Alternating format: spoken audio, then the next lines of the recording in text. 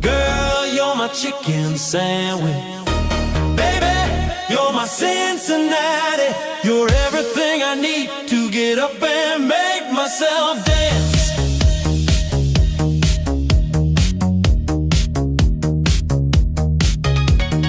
You're my morning glory. I love you every morning.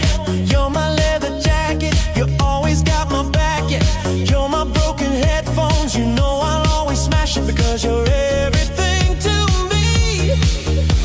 Girl, you're my roller coaster. Girl, you're my chicken sandwich. Baby, you're my Cincinnati. You're everything I need to get up and dance.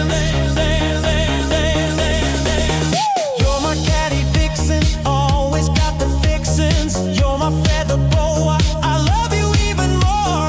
You're my bull machine, clung too hard to fling because you're everything to me. Girl, you're my roller coaster. Girl, you're my chicken sandwich. Baby, you're my Cincinnati. You're everything I need to get up and dance.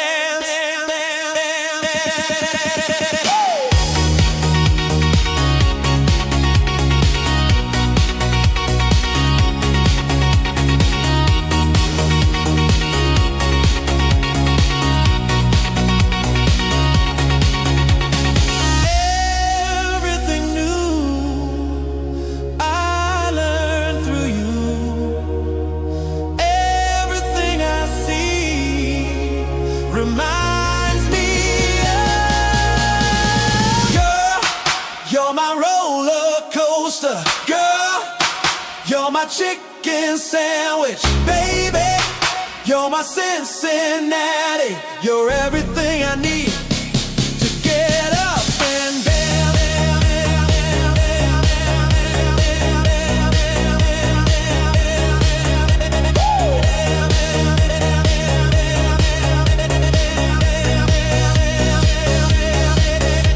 Girl, you're my roller coaster.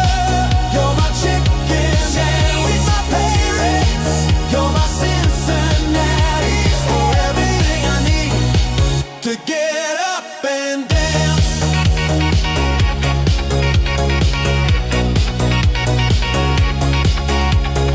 Dance.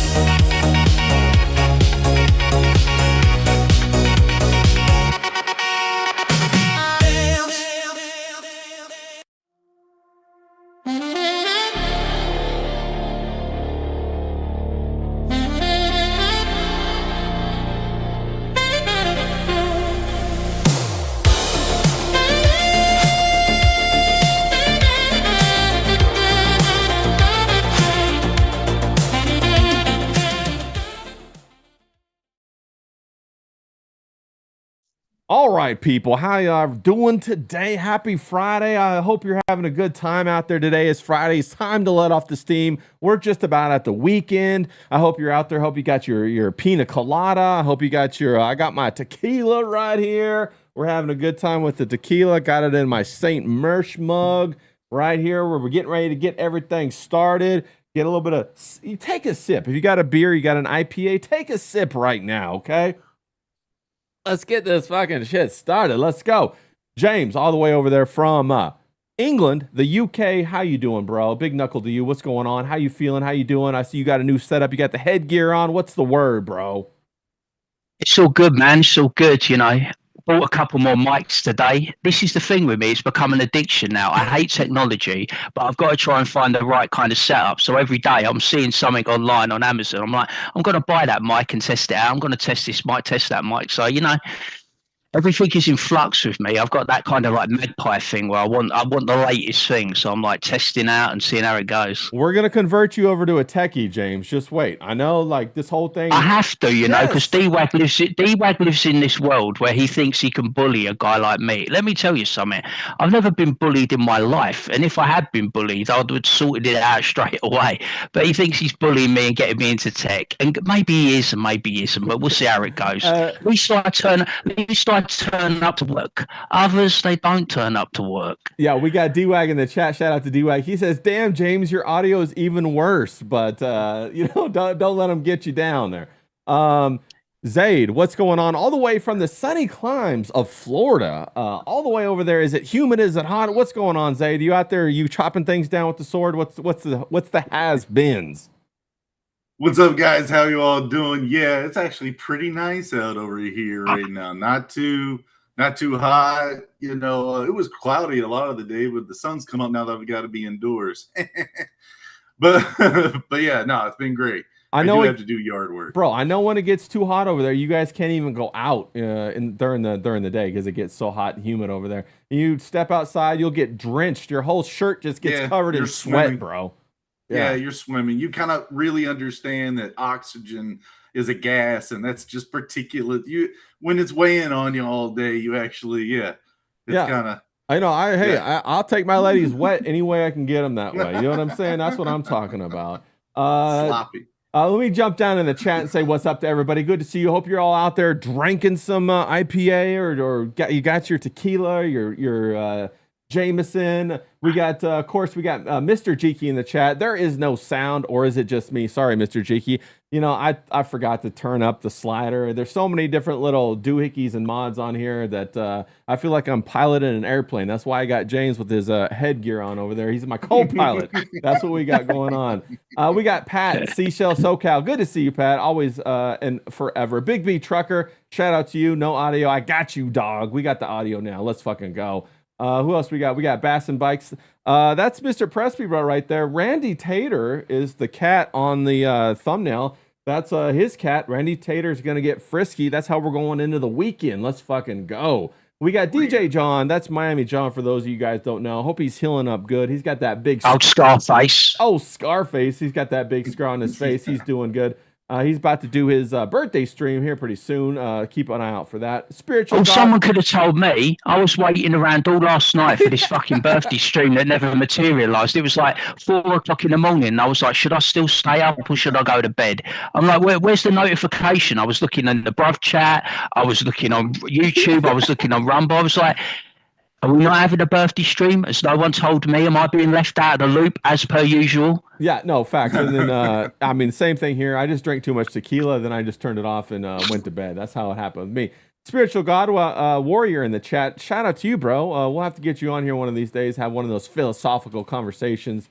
Good fella out there. One of those deep and meaningfuls. Yeah, we got D-Wag in the chat. Shout out to you, D-Wag. He just sent me a link about James running in the field or something. We'll take a look at that in a minute. I do not show that. That shit is bullshit, man. That is the biggest.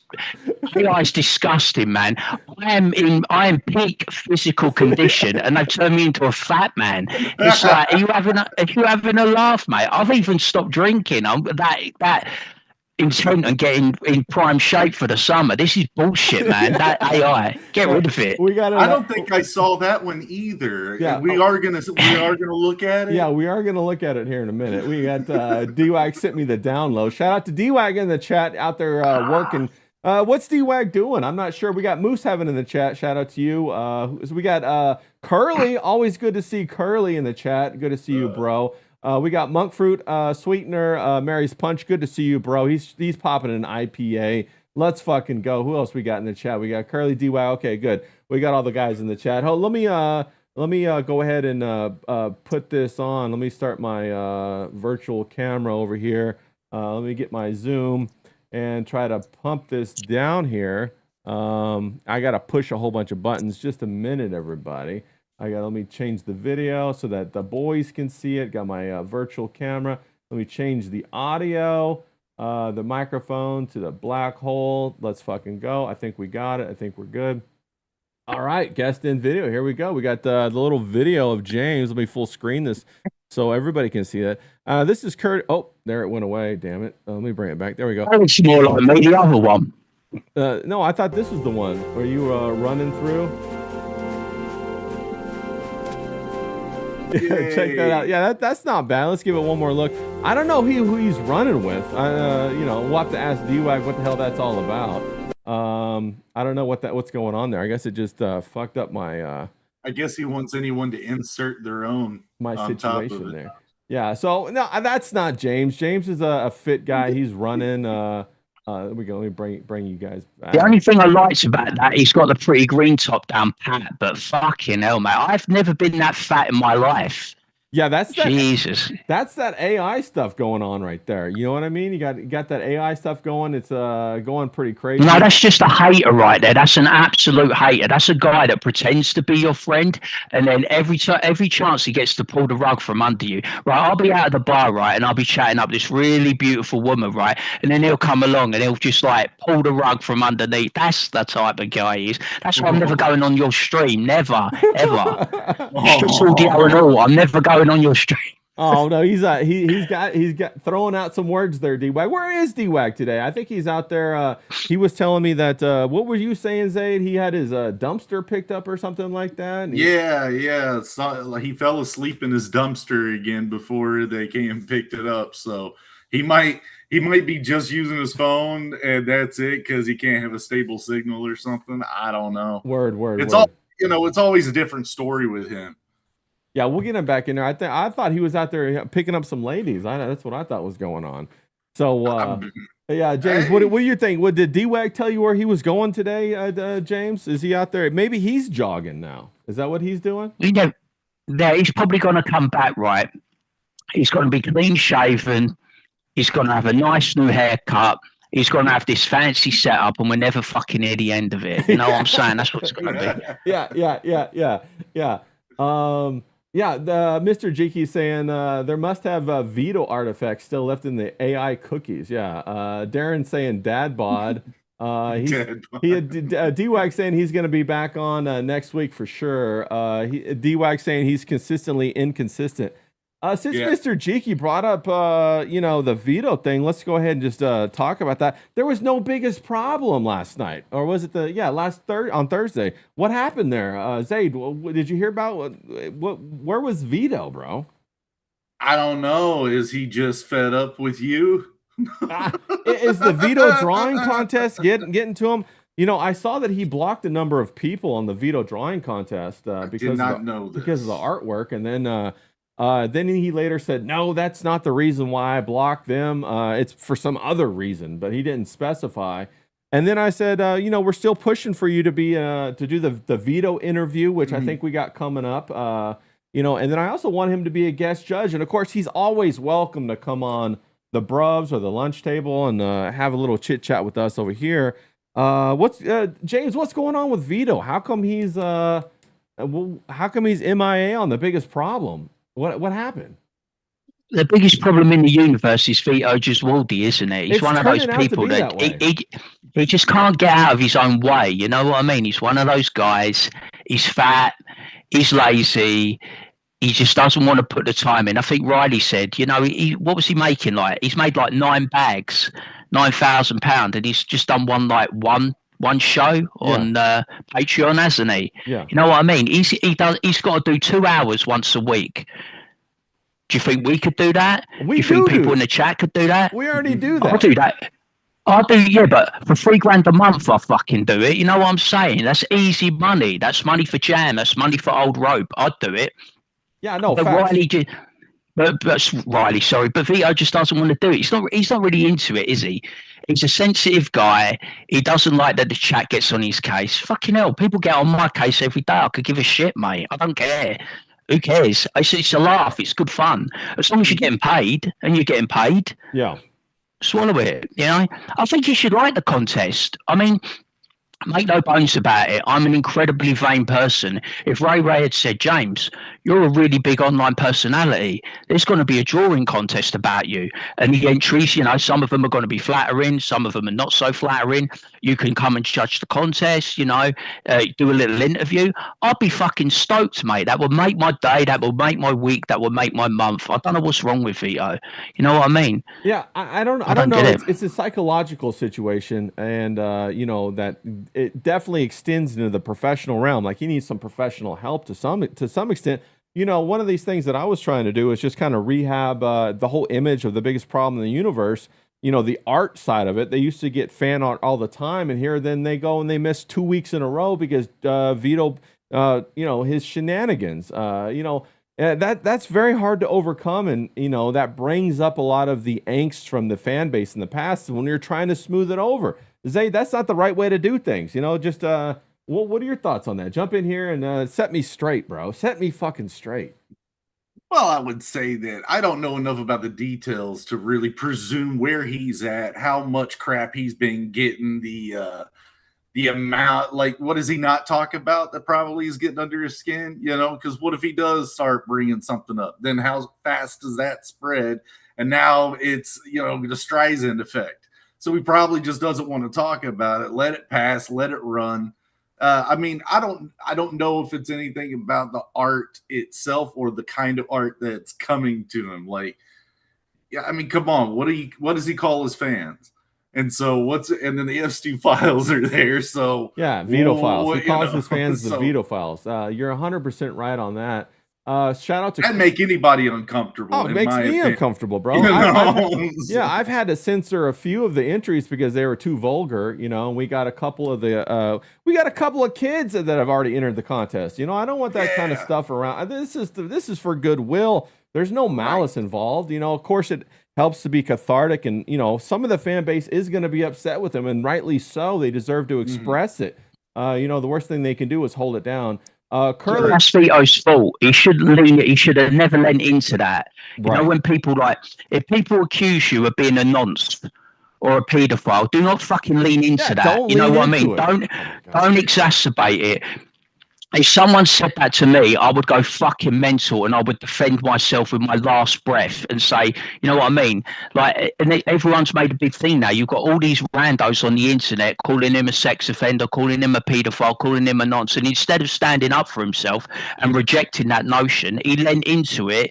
His association with Mr. Girl, he does weird things, he acts strangely. Remember when he said to you, what was it? He said, you were just having a nice friendly conversation, and he said, draw me eating babies. Why has he got to bring up? Why has he always got to bring up children and babies and shit like that? You're a very weird man. You're like a 40-year-old or nearly 40-year-old man child. You know what I mean? You live in your man cave. Do not fucking lean into that shit. You know what I mean? You want to reject it and say, look, I'm just trying to live my life, do my podcast, earn my money. I'm not what you say I am, and try and get that bit of that goodwill back. And he could have done that through the art contest. Yeah, facts, bro. And that's kind of what I was trying to do, and help let off some of that steam from the fan base and help them kind of get a little bit of that angst out. We got Gray Cloudy Day. Shout out to you, bro. I know you've done a few drawings. He's in the chat. He says, it's not too bad. Get it done. We got Curly in the chat. Shout out to you, Curly. He says, just do it. I think we had King Yeti in the chat. I just saw it. He's talking about hats. Let's fucking go. Gray Cloudy Day says, just keep drawing Vito. We got D-Wag he's saying, there it is right there. Maybe Johnny Scab can make fun of you also. Talking about, I think that's about Vito. Let's see here. We got, so that's kind of the consensus is like, don't lean into like the child stuff, the kid stuff, and have a good laugh at the rest of it.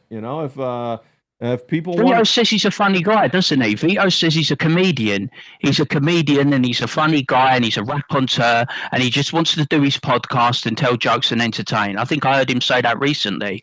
Well, he doesn't turn up to work. He doesn't entertain. He changed the day. The day was Friday. Yeah. It was the biggest problem in the universe. Right. Don't change the day. Ever. If it isn't broke, don't fix it. Right. Never mess about. You're very hot on this, aren't you? Yes. You like to come in on time. You like everything to be right and roll into the stream. And Vito's an experienced man, way more experienced than me, you, Zaid. And he's tinkering around the edges, trying to, he's trying to find a solution to where there's no problem. Yeah, exactly. And he's also taking the air out of, the energy out of the system by changing the days. Terrible idea. Never change the days. But you got to be able to laugh at yourself. I mean, I saw you, Zaid, you posted a video yesterday about, you were doing some swordsmanship. Yeah. And you got to be able to laugh at, if you're going to be online, you have to be able to laugh at yourself, because I guarantee you there's always going to be somebody out there that's going to have a joke at your expense. And if you're supposed to be a comedian, you got to have thin skin. And when was the last time Vito was funny? That's a great point. I don't know. But Zayd, you got to be able to laugh at yourself, right? If you're going to be in this business. Oh, for sure. Yeah, I The would have video, thought. I would have thought Vito titled knew it that. "Weed Warning," like because anytime I'm going out and spinning a sword, I've been messing with them my whole life, so it's fun. I use them as yard tools, and they're great. So I've been talking to D-Wag about this. He's like, "Dude, if you could do something cool with a sword, it'd be great." So I went out there and just kind of lazily did it, and making fun of myself. Yeah, having a Like, good it's just, just having a good time. And like I hear you, you like to play with swords. I'm partial to hose myself, but that's just me. A nice one. You see, I mean, There you people are go. gonna make Step into jokes. that. People are gonna make jokes. No, I know that's not the truth. I'm just having a good time out here. I'm just saying it for fun, people. But James, that's right? I mean, like, you have to lean into your audience and you have to let them make jokes with you so that they feel comfortable, and then they kind of, they bond with you more. They have a better time. I thought that this draw veto contest would be perfect for that, and I thought it would give a nice humor is a virtue. It's and humor about oneself is where that hits. Well, 100%, and it's a non-confrontational way to do that. And so I was kind of like, all right, that's what we'll do. We'll have a good time doing it. I didn't know he was going to throw a hissy fit. And how bad is it? Oh, well, he was blocking people on at first he agreed to the interview, and then he disagreed to the interview like a day later. I got that clip, and then he said, okay, he might do it. Now he might not. Then he might do it. Then now I'm trying to get him to guest judge it, and I think we're gonna try and solidify a date to do this interview, but it's not been going too easily. It's gotta happen. Yeah. We got Draw Zombie in the chat. Shout out to you. Love that name. King Yeti says, that's me. I always have a joke at your expense. Hurtful, good joke too. I mean, that's just the way guys are, man. Guys, if I like you, I'm going to make a joke about you, right? And then we're going to go on and, we're going to have a good time. Guys don't really give like compliments. We all know here that women are the ones that give compliments and they really hate you. And men, they joke at your expense when they really like you. That's kind of how it goes. Like, King Yeti says, Ray is a cooter gardener. Great Cloudy Day says, I love cooters. You got to say it right. You got to say cooter. Yeah, 100%. So, you got to be able to have a joke at your expense. Let people joke on you a little bit and have a good time. What are your thoughts on that, James? I'm sure you agree, James. I mean, people are trying to harass you all the time because you got all that aura. I mean, your best friends in life say the most horrible and worst things to you. They rinse you, they take the piss out of you, they make a fool out of you in front of people that you don't want them to make a fool out of you. But my advice to Vito is like, don't piss off your paying customers. Don't piss off your patrons. Don't piss off the people in the chat, because at the end of the day, they're the people that pay your wages.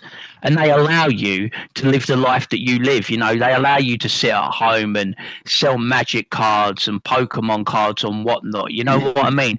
You don't have to go out and work a fucking 9 to 5 like some of the people in the chat. And it's no good the way you act and rub their nose in it. You know what I mean? When they give you a few quid of their hard earned, you know what I mean? You got to be grateful. You got to be thankful. You got to show them a bit of respect. And if they talk back to you and slag you off and call you piggy or whatever the fuck they call him, I don't know. They called him something like Ito, didn't they? They called him Ito and all that. You know what I mean? But like, fucking just grin and bear it, mate. You've only got to show up for 2 hours a week. Facts. It's not hard, is it? Facts. And then you've got the rest of the week. You don't have to worry about it. And it was good, right? When Biggest Problem in the Universe was really good was when it was at Dick's house. And you could see the hatred sometimes in the antagonism and the annoyance. And you knew that they were really close to each other. And if they wanted, they could have fucking strangled each other. You know what I mean? Yeah. That's what I used to like about it. There was a tension. But now Vito's just in his house. And I think about him sitting there and there's no toilet on his, there's no door on his toilet. And there's a cat with a Q-tip up its ass. I just don't really get the same buzz about it, anymore. It's just some fat guy in his house. And, Dick's got other priorities, hasn't he? Has he tuned out? Maybe he's got a young family now, hasn't he? He's got different priorities. Does he really need to spend 2 hours a week around someone that isn't putting in the effort, wants to change the days, is sabotaging the show, is pissing off the audience? You don't want to be you don't want to be around a guy like that, do you? You want to be with people that are collaborating and working towards making things bigger and better, not not making it worse and diminishing it. No, you're 100% right, James. And also, let's talk about this for a minute. You know, it's fun to be that kind of shocking guy when you're in your 20s. Maybe you can do it in your 30s, but when you start to hit your 40s, bro, nobody wants to fuck with that shit, right? Everybody, what were you saying, Zaid? It's cringe. It's cringe.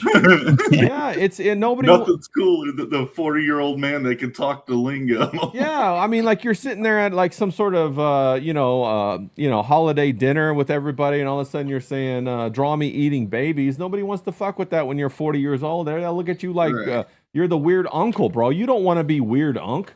We all know what weird unk means, bro. That means the one that you don't let babysit. But you got to be careful with that kind of stuff. You don't want to embrace that. You want to you want to lean into, the cool, sexy unk. You know what I'm saying?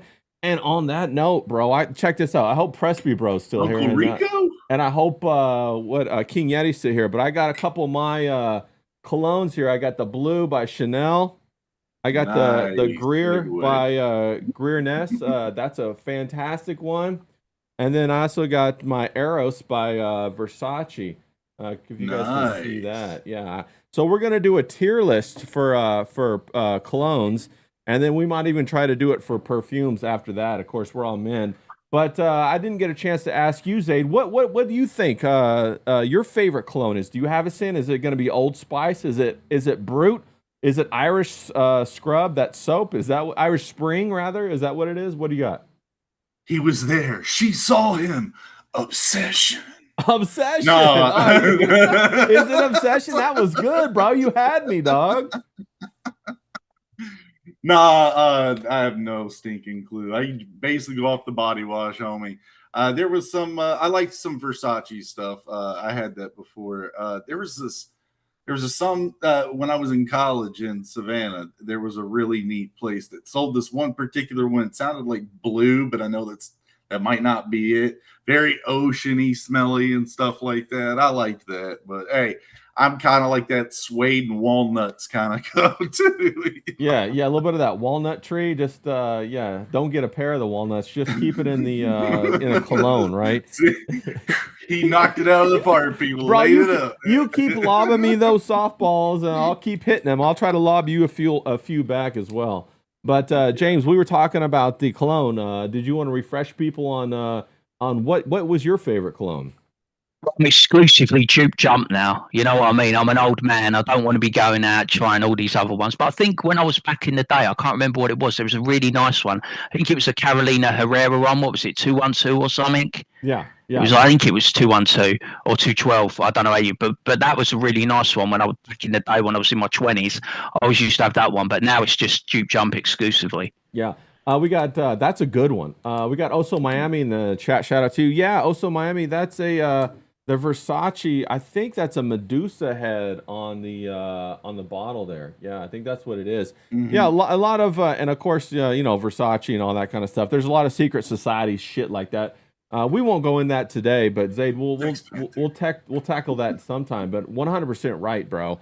All of the perfume shit, that's all that magic, bro. All of that stuff to control you through your pheromones and subconsciously. That's how that works. We got Darren in the chat. He says his fragrance is WD-40. He's got to do his best to slide in and slide out. Otherwise it's too hard for him. You know what I'm saying? I've got a transition now. Well, what you got there, James? What'd you say? Well, I'm getting into being old man territory, so I'm gonna have to transition into like my dad into Brute and Old Spice soon, and I'm gonna have to go. I'm gonna have to go like. Don't do it. I'm gonna have to go old school. Don't do it. They always say this. They say you can age, but never let the old man in. You can always be a gray fox and all that good shit, but never let the old man in. You know what I'm saying? Say, don't do it. Don't do it. Don't do it. Don't do it. Once you start smelling like grandpa, probably shake it up a bit. Bro, you can't give up on pussy. That's what I'm trying to say. You know what I'm saying? You get that old man smell. You get that, what is that? The preparation H smell. And all of a sudden, bro, you ain't going to get no women coming around you. And if she is, I mean, she could take her teeth out. Maybe that's good. Maybe that's bad.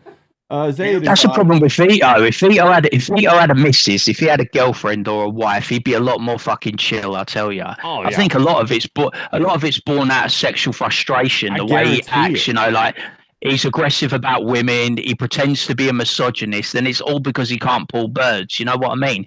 If he was at a different stage in his life where he was like had wife, girlfriends, missus, kids, he'd be a totally different personality. He'd be more relaxed. He'd be more chilled.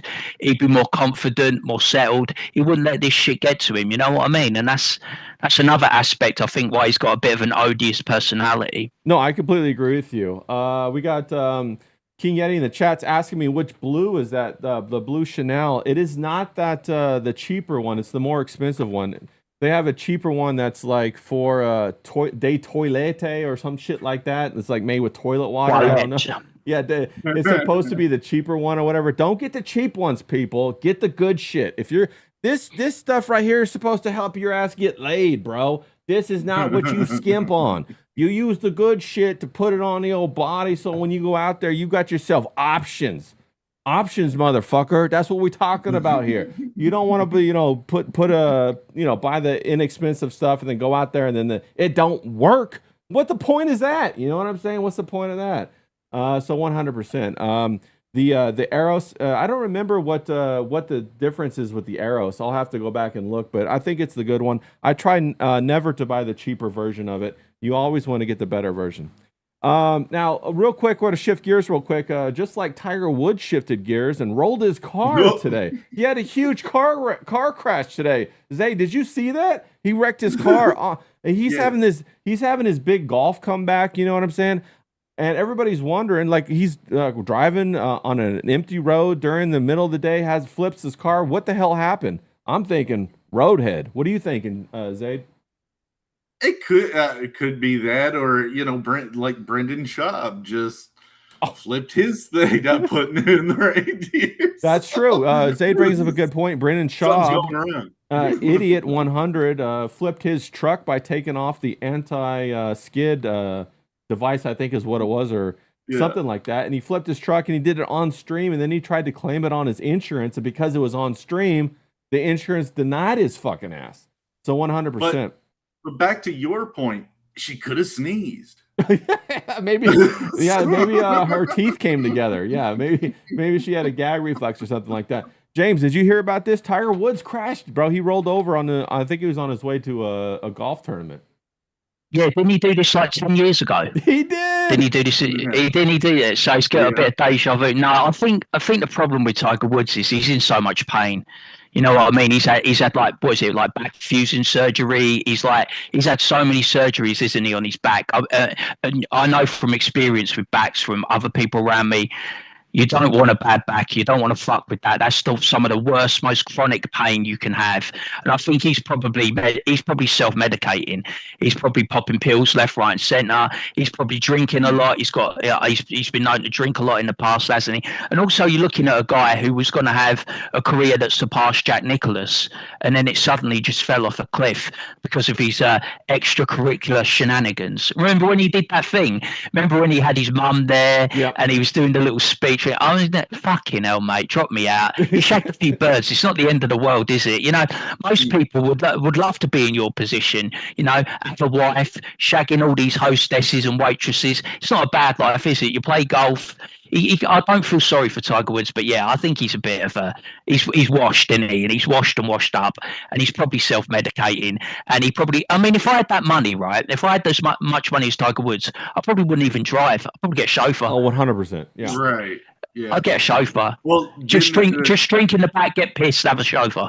That happened with Justin Timberlake. Oh, the video came out. His arrest video came out. So, and that was kind of same thing. It's like, dude, you have more than enough resources to get home without having to drive in that state. So what's up? Just a second. Holy shit, we just got a big old Ko-Fi, $50 from Unicorn Comics. Shout out to you, bro. Let's fucking go. Yeah. He says this is going to be a super chat on the biggest problem. But since Vito isn't showing up to work, it's going to the bruvs instead. Let's fucking go. Meow, meow, meow, meow, meow. Thank you very much. We love it. Oh, Unicorn Comics, you're fucking awesome. That's not staying it. Ministry of Dude is picking up biggest problem I was watching last night. They're picking up biggest problem in the universe super chats. Yeah, yeah, facts. We love those guys. The Ministry of Dude comes on right after us during the week. They come on at 5 my time, 8 Eastern. So go check those guys out. They got Dr. Yep. Teal, Johnny Rocket, Kyle on the John, who comes on sometimes, and Keck Boy. There was one other chat that I wanted to bring up.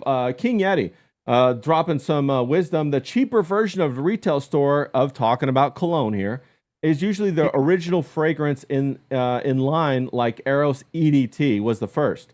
Then Eros EDP, Eros Parfum dropped. The difference comes with each version getting more oil. So in my opinion, you want to get the one with the more oil. It tends to last longer through the night. That's just mine. King Yeti, you correct me if I'm wrong there and let me know. We got Frisky Bro, Randy Tater's parent over there. He says, also check out the niche like XERJOFF. I'm not sure how to say that. Xerjoff or something like that. Amarage, Filions, and others designer fragrance are overpriced. Yeah, that's true. You can go get the fragrances through other outlets. So you can totally do that. Grady Cloudy Day says James is the king of bruvs. 100%. He is the only one that has a knighthood. We call him Knight Sir James over here from the English manor. But yeah, I was gonna say I might have to get you to adopt me. You know, things are so bad in England. Yeah. I might have to get like an American to adopt me or something. You know, like take care of me in my old age, man. Because it is grim across the pond, mate. Grim as fuck. Yeah, not just the weather. Yeah, it is not looking good over there. I saw I don't know, remember where it was. I think it was in England. Somebody got arrested because they just made a bad comment about Israel on social media. And a couple of the cops showed up to arrest him, and I was like, "Oh, damn!" And all the person said was they don't agree with the policies that are going on, and but that's crazy. But we'll try not to get into that. We'll try to keep it kind of light. Keep it light, you know. We don't want to drag it down. Yeah, that's the Wednesday and Saturday kind of thing. If you live in England, did it? You're stuck between the new Islamophobia law and the anti-Semitism law, and then there's me in the middle going, do I go left or do I go right? You know? Right. Yeah. So if we see James getting escorted out halfway through, we better send him some super chats so that we can bond him out real quick. King Yeti says it means longer lasting on the skin, but in most cases not projection or saliage. Referring to the oil in the cologne. So we were talking about that. But yeah, man, I'm talking to the guys. You got to get yourself a good scent. Okay, step 1, you always have to take a shower every day. I remember when who was it that came on? What was that black guy's name? I used to watch him all the time. He was the Godfather. You guys know what I'm talking about? His name escapes me at the moment, but I used to watch his ass all the time. And maybe there's somebody in the chat will know. He had the glasses. He had that spinning like little statue thing. Kevin Samuels. That was his name. But I remember he gave like a talk about how as a man you need to wash yourself all the time. You should shower at least once a day. And I was like, damn, motherfuckers out here not showering and shit. Like, what the hell's going on? But then, of course, you got your shower, and that's the foundational piece, right? That's, you got to do that. You got to wash yourself, man. But then also you got to get yourself a nice scent, and you don't want to get one that everybody else has. You want to get one that announces yourself when you come in, and like it lets all the ladies be like, "Oh, homie, smelling good today. That motherfucker over there, he's got it." Smelling good. Yeah, you want to be smelling good. King Yeti says, buy all your colognes online, never pay retail. King Yeti, where do you buy your colognes at? I'd love to know that. I go down to the the mall. I check it out. I take all the samples, see which ones I like, and then I will do like what King Yeti suggested and go buy them online. If you have good links to purchase them online, King Yeti, drop them in chat so that we can get a little peep game on that. And also, if Frisky Bro, if you have any good ones. Yeah, D-Wag says Kevin Samuels. That's exactly who I was talking about.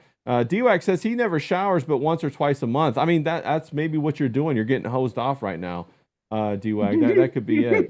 I always think the cologne smells better if it's been produced by slave labor. I always think it smells better. Well, it's because they put their pheromones into it. Their blood, sweat. They put their blood and sweat into it, don't they? Yeah. King Yeti says fragrance.net is the place to go check it out. So there's some game for everybody right there. I'm going to write that down. I'm going to check that out later too. fragrance. Conflict Zone Cologne. That's crazy. .net. Okay, I'm gonna check that one out too. So let's fucking go on that. 100%. But yeah, thanks, King Yeti. We'll check that out. Oh, Gift Express, he's saying, is another one. Gift Express. So yeah, that's 100% awesome. We will definitely check that out. Because we want the bruvs smelling good. You know, we want everybody to smell really, really good. We want them to take full advantage of all 5 or 6 senses, depending on how many you think you have. I think I have 6. Some people only have 4 because they're retarded. But that happens. That does happen. Yeah, as I stumble over my words to make myself look like a retard. 100%. All right, people. We got Clavicular. You know, he's one of our favorites to talk about on here. He just got arrested. Clavicular gets arrested for domestic violence. People said it was for shooting an alligator, but apparently not. Apparently it's for That thing was dead as disco, mate.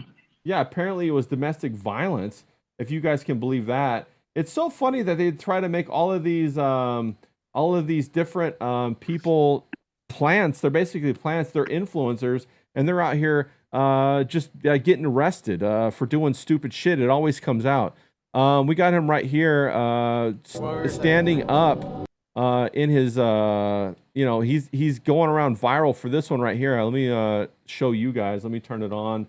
Let me start my virtual camera, turn it on so the boys can see it. He's over here standing up, and if you can see this, he's let me make this full screen real quick. Look at those legs, man. What the hell is going on there? What is that? That's atrophy. He looks like he just got out of some sort of Holocaust museum or some shit, bro. I'm not even lying. Dude, me either. That is scary. Oh, dang. So I just paused it right there. Now let's he's standing up. He's out in the Everglades. Look at that. I mean, like, is that even real? This? And this is the guy that everybody's saying he's looks maxing and all this kind of stuff. But here, I'll rewind it again. He's standing up. No, that looks like an alien from Sign. All right, so hold on real second. Watch the water back here through. That's a reptilian changing right before our eyes. Yeah, okay, but you guys, watch the water back here through this like armrest right here. Watch it change. Has this been like, was it? Yeah, was this manipulated? This was manipulated. Okay. Yeah. That got manipulated. Case closed. We're good with that. Except for that other thigh. Look at how that's true. That doesn't look good. Let's track that one. All right. Let's go back. Let's take a look at it. We're looking at this. We're looking right over here. We're gonna get that going. Oh yeah, you can see. Watch the boxes. Yeah. Watch these boxes right here, guys. Yeah, you see them move. Oh yeah, this is a photo manipulation. That's debunked. That's debunked. Well, okay, we still don't like him, but at least we got debunked on that. Okay, so we got debunked. How about tricked me out for a second, man? Bro, I know, dog. I was like, you can't skip leg day, man. You can't be skipping that kind of shit. That wouldn't be just skipping leg day. That's right. Like I'm doing something on purpose to make him do this. Right? That's crazy. All right. Okay, we'll get rid of that one. We won't talk about him anymore. He got arrested though for domestic violence. Whatever, bro. He got to slap a couple of bitches. You got to do a little Sean Connery here now and then. That's what you got to do. You know what I'm saying? To slap a hoe. Yeah, you got to slap a hoe every now and then. What's going on? There we go. Let me get that right. Okay. We'll get rid of him. Hold on. I had we got Dan Bongino. You guys been watching this? Dan Bongino's been having like a big time crash out. Everybody's like, I don't know if you guys have seen the videos of people approaching him and talking to him and trying to confront him. And somebody said like, you're a pedophile protector, Dan, and called him a faggot. And Dan was like, oh my goodness. And so this is what he looked like, bro. He looked like just like this meme right here. What are your thoughts on Dan Bongino, Zaid? What's going on with this guy? I remember he got his comeuppance being a news pundit on okay, YouTube or something. Let me catch you up, bro. He was the Secret Service guy, the main guy. I know for that. Obama, he got right? to there though. Yeah, right? No, right. Then he became a big guy over there doing the doing the podcasting. He was like basically, we're gonna set things right. Then he got drafted into the FBI to do things right. He couldn't hack it longer than the year. Now he's out like trying to be a podcaster again, blocking everybody. He's totally like lost his aura. It's all been shattered, bro. What are your thoughts, Zaid? King Yeti says Zio Cop. I couldn't agree more. I mean, the way that those documents were released, I mean, yeah, I mean, everybody has to be suspicious about it, you know, because he was coming out so hard about them being done right and released right, and then he gets the, you know, part of that swing to get them done, and you know, I mean, they're redacted, they're coming out in chunks, all of that's breaking the law. But I think it's weirder too. At least they are starting to go after some of the stuff. I just thought it was weird, you know, for a second there, it's like they released all of it to everybody, the public, for us to. They still haven't released all of it. Right, that's what I'm saying. They haven't even released all the files around 9/11 for those 3 years. That's crazy. Mm-hmm. James, what are your thoughts before I play this Crack Amico song real quick? Well, I don't like clicks. I don't like the whole MAGA thing anyway. You know what I mean? The whole groups. He should have stuck to what brought him to the dance. He had a nice little thing going on Rumble. He should have stayed in position. Don't join an administration that's falling apart before it's even started. If you wanna like fucking tarnish yourself, because then you've got to go back and try and earn a bit of bread, ain't you? And then everyone thinks you're some kind of mug. They're insulting you in front of your wife. They're calling you a paedophile. They're calling you a nonce protector. How are you going to be able to do a show and sustain an audience and make the previous money that you've done when you've gone into administration and you're out before you've even started and you've achieved nothing, and everyone thinks you're covering things up with your best pal Cash Patel? Yeah, I mean, what the fuck? Cash App, PayPal, 100% completely agree. But you know how we like to do things over here on the lunch table. It's Friday. We're trying to cut loose. So what we're going to do is jump down here and we're going to check out Crack Amico real quick. Are you guys familiar with Crack Amico? Do you guys know who that is? Crack Amico makes fire rap songs that are often parody. So let me play this a little bit of this real quick. We'll bounce to it. But the black pill complaining and whining all the time about the administration, it's just like, man, what team are you on? You stay damn Bongino. You cannot redact the things that we know. Join the fence just to protect Epstein's pros. You are fraud, so everywhere that we go. We screaming, fuck them Bongino. Deep state damn Bongino. Fuck them Bongino. Deep state damn Bongino. I think the hairline trying to run away from his ego. Fuck them Bongino. Fuck them Bongino. Fuck them Bongino. That's a banger. Back in the building. Back in the building.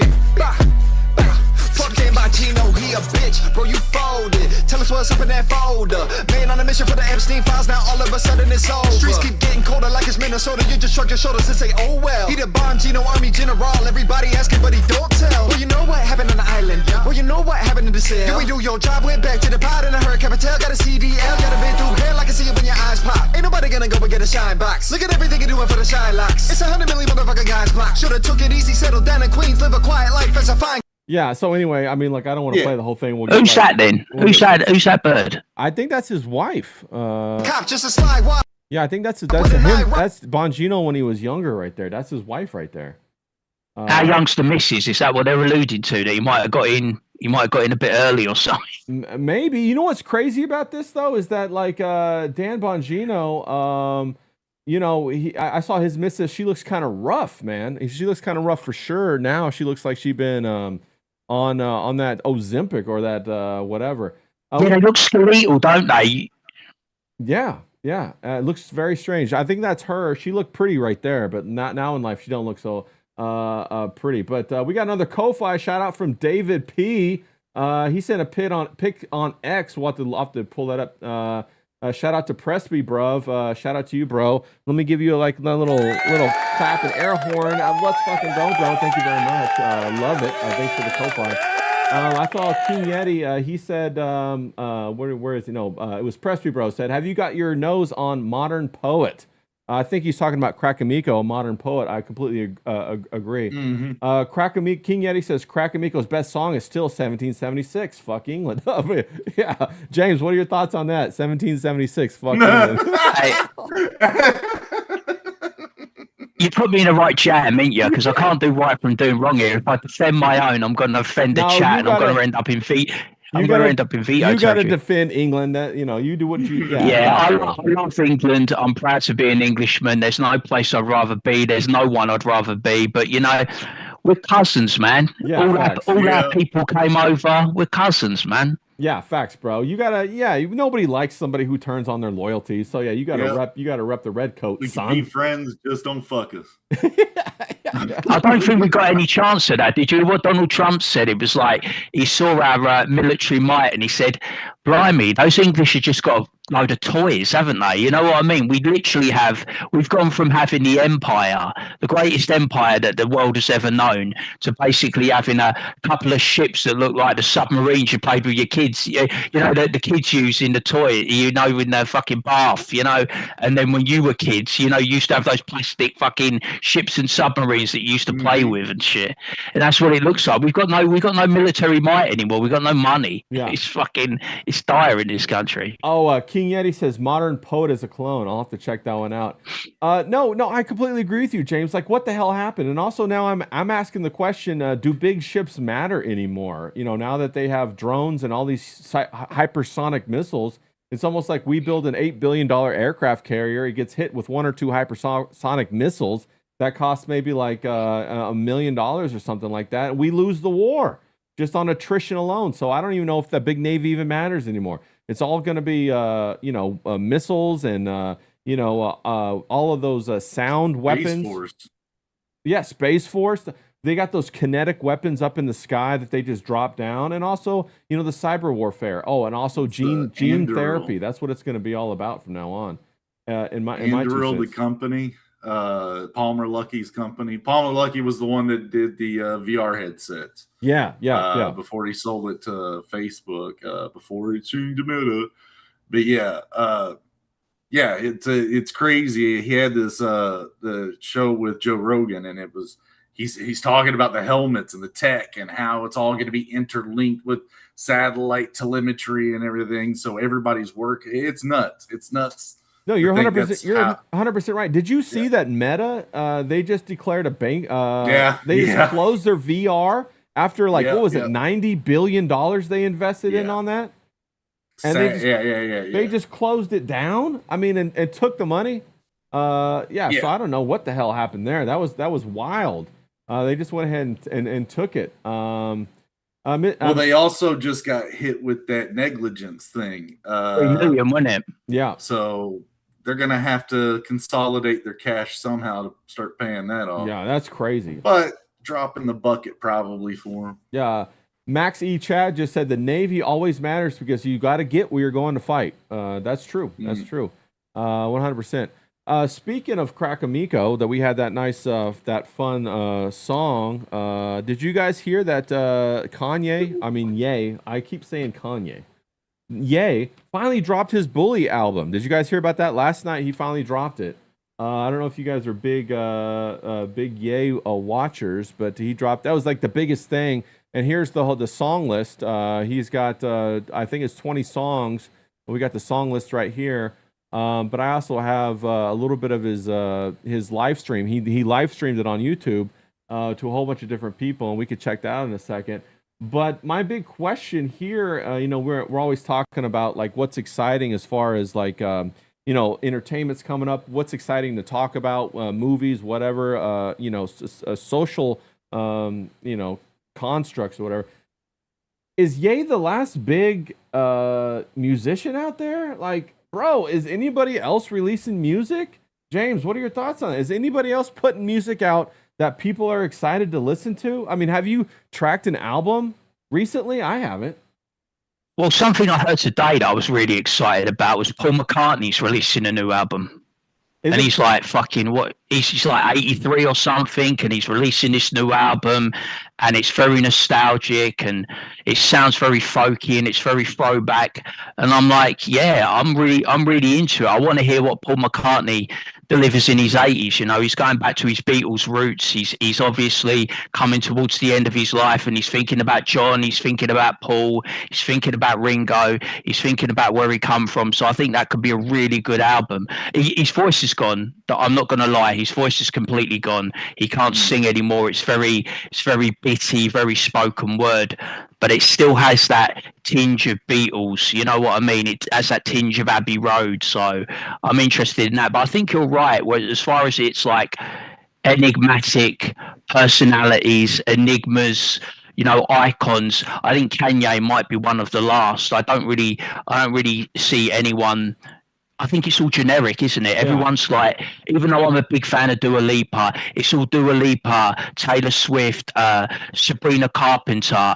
In this country, we've got a new black girl that's just the one big at the Mobos. You want to check her out? She's a talent, Olivia Dean. But we're good at producing women like that. We produced Adele. We produce loads of people like that. So, yeah. Yeah, that's my question. I mean, like, of course, Paul McCartney, he'll probably always be making music. Zaid, what are your thoughts on this? Where's all the musicians? Where's the new music? We got. We're all being cloned. Is that even really Paul McCartney? Okay, yeah, I was gonna touch on that in a second. You're 100% right. We got D-Wag in the chat saying Doja Cat. Where are the musicians? Where's the music gonna come from? Is it all gonna be AI slop, Zaid? Before we jump into the Paul McCartney question.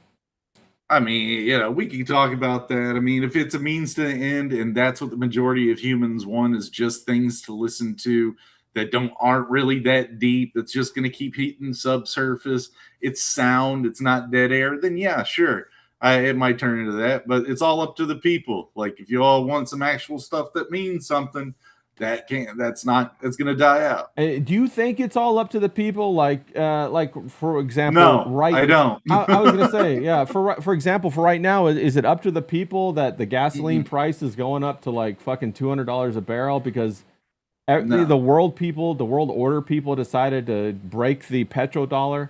I don't think so. I think that we have reserves. We're just not tapping into them. I think they're trying to condition us. But on a better question, okay. Zaid, is that really Paul McCartney? Right. Or is that Billy Shears? Do you know about that whole thing about like they have this? Okay, so there's this big conspiracy theory that the real Paul McCartney was sacrificed back in like 67 or 69 or something like that. And they replaced him with Billy Shears, who comes from a blue blood. He's a blue blood bastard, and they replaced him with him, and it was all a vehicle for Billy Shears.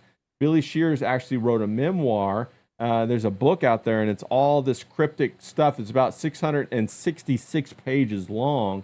Wow. There's a couple of really good channels that talk about this and talk about the fact that the real Paul McCartney was a sacrifice for the Beatles to become very successful. And basically a Tavistock creation. They were the original plants of the music industry. They were the British invasion that changed and created this concept of pop culture. James, what are your thoughts on this? Is that real, or is that just a bunch of hokum? Look, he's smiling. I'm not the biggest fan of Scousers, so I would love to believe it. But look, come on. Beatles are the Beatles. I'm English, I've got to say that it's Macca, it's Sir Paul McCartney. When I think about England and I think about this country as a dying country and a dying culture, I look back to the 60s and, like you said, the British invasion. That was the peak for us. Imagine the peak of our powers being like fucking 60 years ago. You know what I mean? It's embarrassing, but, I look back to the Beatles, and the Beatles are it. They are one of the pinnacle of pop rock pop. It's what we hold our hat on. It's what we're proud of. It's like Sunday roast, the fucking Beatles. You know what I mean? That's kind of like, a pint down the pub. That's kind of like English culture in a nutshell. So I would like to think that it's Sir Paul McCartney, it's Macca. He's having one last go around and releasing an album. It's probably going to be shit because, like I said, he can't sing anymore. But the fact that it was like when David Bowie released an album before he died. I'm a huge Bowie fan. He dropped it just before he died of cancer. You can't replace Bowie. You can't replace George Michael. You can't replace Freddie Mercury. You can't replace Macca and the Beatles. Like you said, there is no new. In your country, you have garage bands, don't you? And we have the same. People that got together when they were in primary school, secondary school, college, university, and their band became a big thing. I think the last one I can think of was the Arctic Monkeys out of Sheffield. You know what I mean? That was the last big band that we exported, and that's how you get these talented bands. bands, and I think you don't see that in America. Metallica was a garage band, weren't they? You know what I mean? It's like you don't get that anymore. Who's the new fucking Metallica? Who's the new Arctic Monkeys? I don't see it coming. I just see us producing a lot of generic pop stars, you know what I mean, that make manufactured crap that sells millions. So yeah, I don't know. You know, I agree with you, and I think a lot. You know, I remember when MTV started. I think that was like back in the early '90s or late '80s or something like that, and they kind of, you know, shaped a lot of how music came. And for a lot of the conspiracy theorists, they know that MTV is basically housed in a Masonic temple. Did you know that, Zaid? That MTV is shot in a Masonic temple. I did not know that. Yeah. I've been in one. I think they give tours for one that's in Ohio. I think in Columbus or Cincinnati, but they have like a whole. I think it's a Notre Dame miniature like cathedral that they've rebuilt out there in Cincinnati. They give tours there, but apparently it's a Masonic temple over there. Yeah. And so there's a lot of this stuff going on. Also, the Jimmy Kimmel Live is shot in a Masonic temple out in Hollywood. So there's a lot of this, like, you know, this occult secret society stuff that you might not think is present, but it is right there.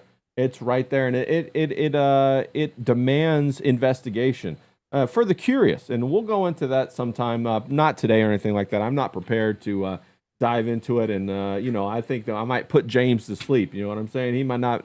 No, you need that. You need to like sub me out and get that Moose Heaven guy in there, done it? Because he's on it like a carbonic, mate. He knows all that stuff. I'd just be like, really? Yeah, maybe. I don't know. You know, could be. No, facts. And so we'll jump into that some other time. But you know, we got the horsepower for that, and I've researched a lot of that kind of stuff, and I think it's pretty interesting. You know, just to see how our society has been shaped. And you know, we don't think it's been shaped because we're not aware of what's going on, but they definitely know that it has been shaped. One of the questions I was going to ask you guys, now that I'm not going to play the Kanye stuff, you guys, if you guys want to go listen to Kanye, go check it out. He's got all kinds of, just look up the Ye Bully live stream on YouTube, and you'll be able to find all kinds of stuff like that. What I wanted to talk a little bit more about was this Drewski thing. Have you guys heard? Do you guys know the streamer Drewski? Let me pull him up right now. I've only just become aware of him because, like I said, I'm always in this constant battle with this homosexual gay boy called Real Takes on TikTok. He's like this movie reviewer, but he can't review a movie without bringing politics into it. And he comes from a left-wing aspect, and he's always dogging on right people. Yeah, I got Drewski pulled Oh up. yeah, I know who Drewski is. This is Drewski right here. Well, Drewski just did this thing where he put on whiteface and all this stuff, Yeah. and basically did an Erica Kirk. So I wanted to show that. We'll take a look at that real quick. Get on your feet, boy! Of course, this is making fun of her coming out to the pyrotechnics at Charlie Kirk's funeral. Check this out.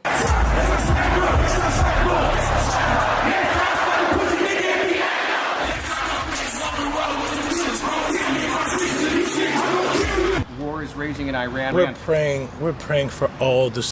Now, this is this guy right here with makeup on. Okay, guys? That's who that is right there. He put makeup on. That's who that is right there. Pretending to be Erica Kirk. Soldiers and It's troops. great that you're praying, but How about all the kids that died when the USA hit the towers? It broke my heart. That is the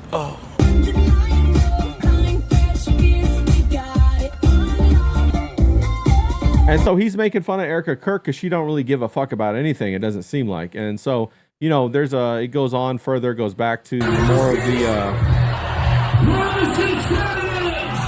more of the pyrotechnics. But that's this guy here, and it's caused a lot of outrage.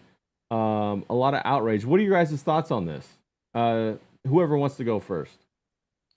Sage, you can go first, mate.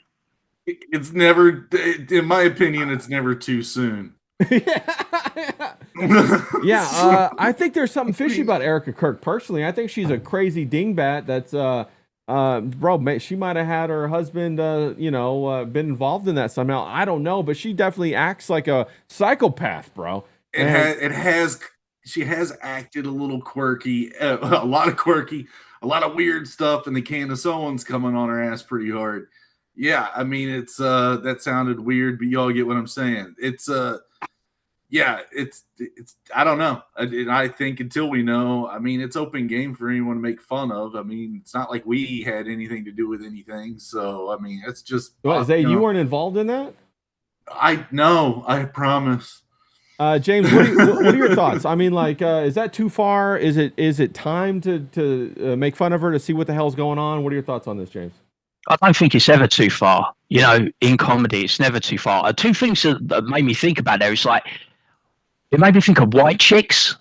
Right. It's the first thing that comes to my head. And then second, Drewski's only 31. That's an old looking 31, man. Fucking hell, man. He looks down bad, doesn't he, for 31? I'm telling you, bruv. But no, you've got to be able to push the envelope. And if you pride yourself on being someone who is right wing or conservative, you can't cry foul. You can't dish shit out and then not take it. It's a bit like going full circle with the veto thing. You know, you've got to push the envelope to the max. If you're a comedian, there should be no limits. Yeah. You should be able to take on race. You should be able to take on religion. You should be able to take on every taboo. There should be no taboo. Yeah. That is how I feel about it. And people shouldn't be getting fucking mad about this just because he's going after Erica Kirk. Erica Kirk's kind of brought it on herself because she's not exactly been the grieving widow. No. Right? No, if I ever get married, right, and I have an untimely accident, like I have a heart attack in bed with another woman or something, you know what I'm saying? But like, I hope my wife spends more than 5 minutes grieving about me. You know what I mean? I hope she spends at least 5 years grieving about me or something. But she's supposed to be this Christian woman. And remember when she did the thing with the eyes, she had to make herself cry. Yeah. And it's all very performative. And there's aspects in her past as well that makes me think that she was never really in love with Charlie Kirk. You know, it's kind of a marriage of convenience. There's a lot of stuff about her that doesn't add up. Yeah, so, you call her, what do you call that, James? The women who try to social climb. You call them? She's an up jumper, isn't she? She's a social climber. Yeah. You know what I mean? And she was wrapped around Donald Trump, wasn't she? You will probably see that her next person will be even more influential. Will even be, a billionaire, maybe a tech billionaire or something. She'll marry someone with greater influence, greater power, more money than 100%. Charlie Kirk. Because you know what I mean? She's like, she craves that power and that influence, doesn't she? And she had it through her husband, and now her husband's died. She has to find it through something else. Yeah. Or someone else. Yeah, no, go on, Zaid. Not to kind of like really beat it too difficult on the Be difficult, side, Zaid. That's what you're getting paid for. She watched, just like all of us, her husband and her kids watched the dude get shot in the stinking neck. I mean, that's I don't really think there's an act normal after that. Well, I know, but you don't come out to pyrotechnics at his funeral. I doubt she was the one that said, if I'm coming out there, put some sparklers out there. Well, I doubt she said that. Did you know his family wasn't even there at that funeral thing? They didn't even have his family there. They didn't even invite his family to be. Yeah. So there's a lot of, I agree with what you're saying, but there's a lot of stuff that right. We got Big B Trucker in the chat. He says she's a Fed. We got King Yeti saying that she's actually suing him over this. She's suing Drewski over this. Which is funny. Maxie Chad says this is lawfare. This is obviously satire. Couldn't agree more. I thought of White Chicks too with the Wayans brothers, just like you said, James, 100%.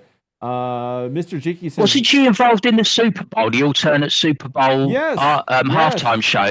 That was an absolute shit show and a fiasco with Kid Rock lip syncing and fucking all the conservative. Like, that's the best you got. In the conservative side, you got Kid Rock. I mean, fucking hell, drop me out. You might as well. It's an embarrassment to the conservatives. You might as well have not done it and just like taking it on the chin. The Super Bowl is going to be very left wing. That's the way it is now. It's football has become very political with Taylor Swift and people like that. So just grin and bear it and enjoy the game. Don't worry about doing alternative rubbish. Yeah, a lot of people say in the chat made me think of something.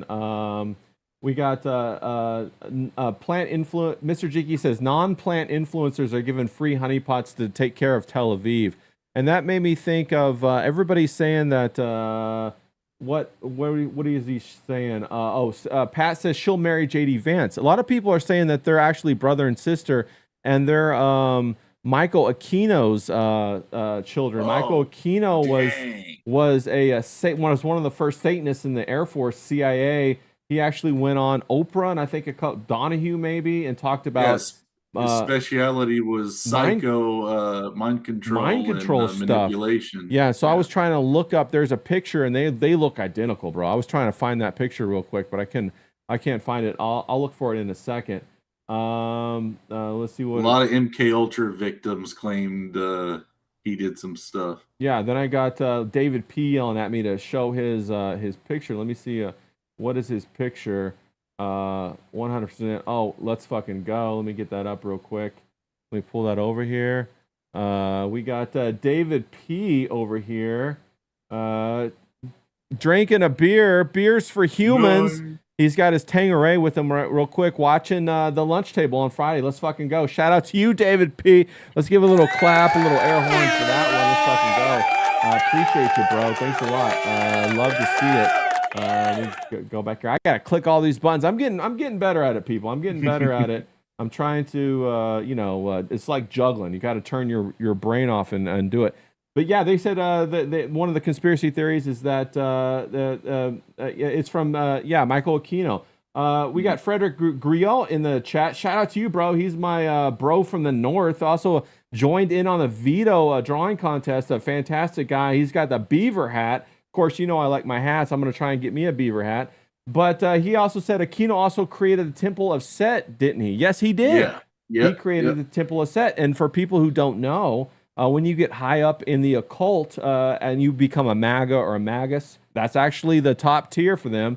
One of your jobs is your final job is to create your own religion and get your own following like a cult. So yeah, he did. He got to the top and he created his own religion, the Temple of Set. And of course, everything operates on that sex magic, and they're all the same shit, bro. I mean, you got. Well, I'm trying with the cult of Brav. I'm trying. I'll tell you. No, we're gonna do it. We're gonna do it. Get that shit off the ground, mate. Yeah, but they're all the same shit. L. Ron Hubbard started Scientology. He came out of Aleister Crowley. Same thing with Jack Parsons, Anton LaVey, the OTO, Ordo de Templi Oro, or I think that's what's called. But hell yeah, we got King Yeti says and bell pepper nose. She is not attractive. She does have a bell pepper nose. D-Wack says beers for the boys. Let's fucking go. David P. Shout out to you, bro, from Pat in the chat. Let's fucking go. We got Great Cloudy Day says little Grimont Glazing is in the house. Yeah, we are a big fan of him. I like Grimont. None of these MAGA women are fit, though, are they? Really? Fucking hell, they're a bit rough around the edges, aren't they? They start off one way and then they start going into the work, don't they? The plastic surgery, and they get right into it, don't they? Yeah. Speaking of plastic surgery, I wanted to pull this up real quick. This is the next thing I wanted to talk about. Check this out. All right, so you got this picture right here. Let me see if I can't make it bigger. There we go, making it bigger. So what the fuck is that? So the girl on the left transitioned into the boy on the right, okay? Hollywood mind virus strikes again. This is actress and model Emma Dumont. That's her on the left. Now she's known as Nick Dumont, okay? All right, so here's my question to both you guys, Zaid and James, and the chat too. Would the woman on the left ever date the man on the right? Would the woman on the left ever give the man on the right even a chance in hell? No. And James, what are your thoughts? And I hate having friends named Nick because I say a lot. So if I go Nick, every guy around me is like, hey dude, hey, what? Hey, as long as you're using an A, you'll be okay. Don't use the hard R. Hold on, I think I gotta fix the audio real quick. It just dropped out. Hold on, just a second, James. I gotta fix the audio. I gotta get that fixed. Professor Grass told me how to fix that, and I just haven't been able to do it yet. So let me get that back up. Let me go. Here we go. Say something, somebody, real quick. We'll see if you're back. Yeah, you're back. Okay, good. All right, you're back. But no, of course.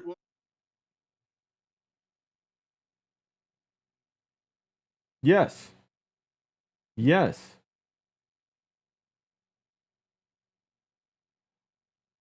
Well, no. Okay, so here's another interesting take on this. When women are on when they're on birth control, the hormones in their birth control make them seek out birth control. They make them send out, they seek out pheromones of men who are beta. They don't want all that. They don't want the testosterone type men. And so when they get off birth control, that's the kind of men they're attracted to. So if they start dating you and they're on birth control, bro, if they get off of birth control, they're going to dump your ass. And so I think, yeah, pickles. Well, no, that's the way you get them pregnant is by giving them the pickle. But they also like pickles when they are pregnant too. But no, you're 100% right. And so the hormones that they're ingesting impact what they're attracted to. And so they're giving all these like beta men a chance now when that they're not even attracted to that. And these women are transitioning into these twink of a men. Like, well, what the hell are they even thinking? You go from an attractive woman to a twink man. Zay, that's not a good plan, is it? You're just going to be ignored.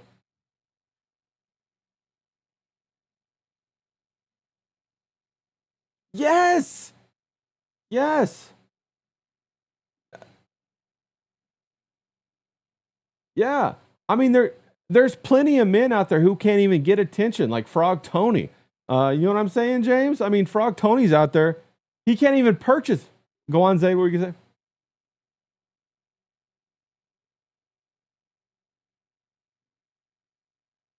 Oh, wait. Hold on, Zaid. For some reason, the audio still isn't working. I gotta fix that. What the hell's going on with my audio? Let me see if I can. I thought I had you back there for a second. Let me delete that. Thanks everybody for letting me know. Let me delete that. Let me add the audio capture. Yes. Okay. Okay. All right. Say something, Zaid. Let's see if you're back. Something. All right. I think we got it fixed out. OBS is censoring me. Yeah, I don't know. There's like there's a glitch on the Mac. Too much aura, bruv. Too much aura. Yeah, it's too much aura. There's a glitch on the Mac where I guess it overfills its buffer and then it like trips out about an hour and a half. It happens like at the exact same time every day. Professor Grass told me how to fix it. I just haven't had time to. I got to dig through it all and change things around and stuff like that. It's a whole mess, bro. It's but to keep going forward, yeah, like go forward. even walking down the street or down the sidewalk or something, and a woman, and it's nighttime, generally letting them know, hey, hey, I'm here. Like, I want you to see me. I'm not sneaking up on you.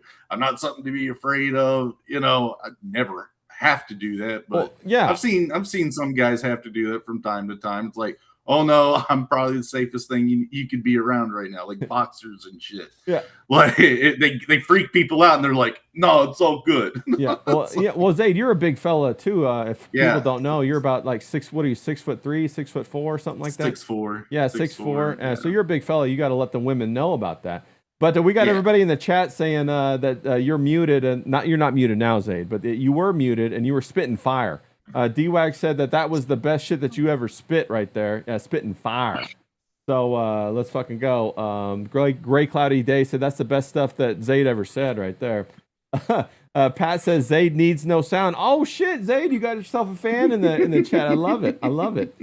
But what do you think, James? I mean, like these girls, what are they thinking? They're turning into men that aren't going to get a second look, bro. They're going to get beat up. They're going to get no attention. Nobody's going to even care about them. That's the ruthless, cold, hard truth about being a man. If you don't, put yourself out there, look good, try to get some aura like James has aura, work out a little bit, be a little bit handsome, be masculine, you're getting no attention, right, James?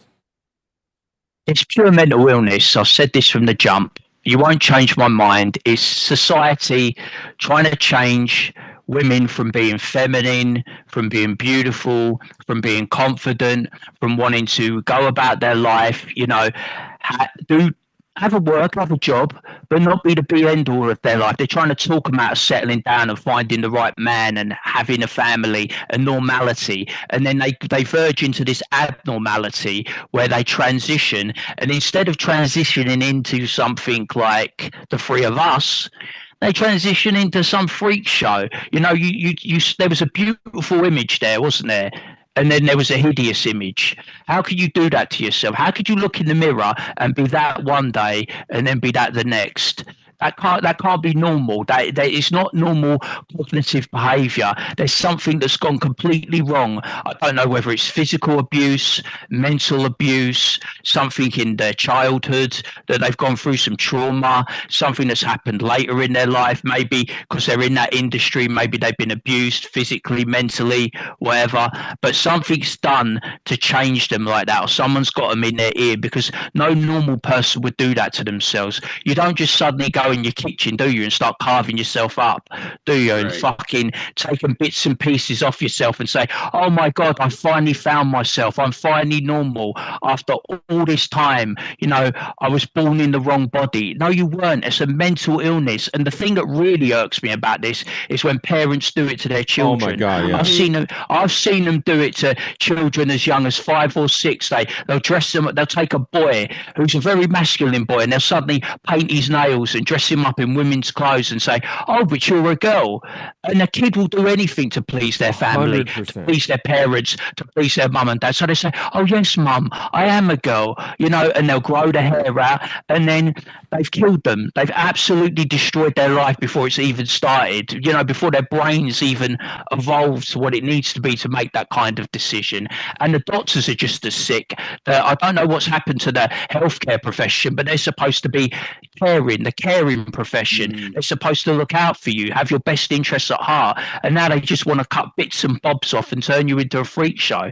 It's like the Bride of Frankenstein or the new Frankenstein movie. It's absolutely atrocious. Those are the people that should be in prison getting sued. You know, fucking, it's disgraceful. Yeah, no, I agree with you 100%. The other thing to take into consideration is that I hate to keep going back to this, but all doctors take an oath, just like lawyers take an oath, just like police take an oath. Everybody taking an oath is a part of a secret society. So we'll definitely get into that later. But you're 100% right, James. They do these things to their children. It's completely atrocious, and it's unconscionable is what I would say. It's horrible. There's so many tomboys that were women that grow up as tomboys, having a good time, being rough and tumble, and then mature into beautiful women older in their life. And now they're all getting turned into boys, and you're like, what the hell is this? You know, they're giving them hormone blockers and all that kind of stuff, fucking up their endocrine systems, making it difficult for them to have children and stuff like that. You know, it's horrible. Finally, a chick you can get along with. Right. Yeah. Finally a chick. Yeah, facts, bro. 100%.